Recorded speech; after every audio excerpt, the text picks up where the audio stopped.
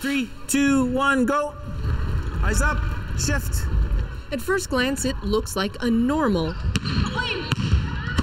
senior girls volleyball practice. Until the sanitizer comes out to clean the balls every 20 minutes. We are so fortunate to be back in the gym. You know, I know some schools have shut down or just aren't in the gym back playing. Games here are limited to 3-on-3, and that is as close as Madison Shanks can get to a real game. She had hoped her team could take a third consecutive provincial championship, but because of COVID, there will be no tournaments, only practices. A problem when you are dreaming of a scholarship. Recruiting is so essential in your senior year. That's how they get to look at you, you know, the tournaments, the gameplay, the highlight clips. Canadian universities gave out 6,500 athletic scholarships last year, and even though university seasons have been cancelled, schools are still promising to give them out.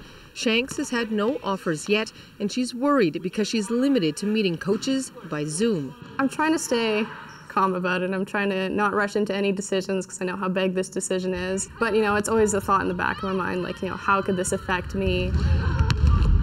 In gyms, fields, and rinks, many high school athletes are playing without an audience this year, still hoping for those scholarships at universities both here and in the U.S., but without scouts in the stands to watch them play. Good.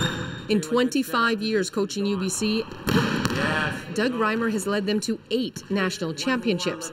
He has never offered a scholarship to someone he hasn't met in person until now.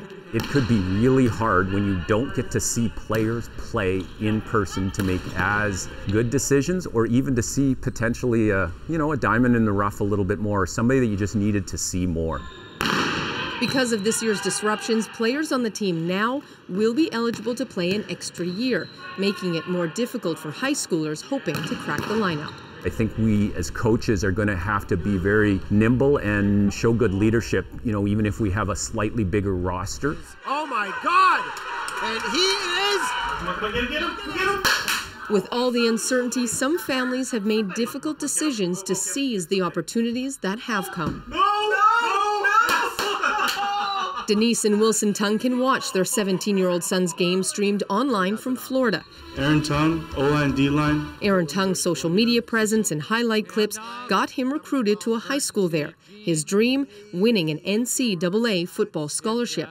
But even at 6'4" and 300 pounds, they hesitated about sending him to the U.S. right now. You still worry, like even though he's a big kid now, I can't be there if something were to happen. I can't, run out onto the field. It was a hard trip to say goodbye, but they felt it was the right choice. It would always be a what if. You got to do it to see. And he wants to see if he can play at that elite level in the United States. So how do you say no? And so far, Aaron says it's been worth it, with new interest from schools on both sides of the border. Being from Canada, it's just more of a process of getting my name out there to these U.S. coaches, and I'm feeling pretty good about the decision. That's it! A big win for Aaron's team tonight. Let's go! Another step, they hope, towards his dream. You did good, baby. Mama's proud of you. Susanna Da Silva, CBC News, Vancouver.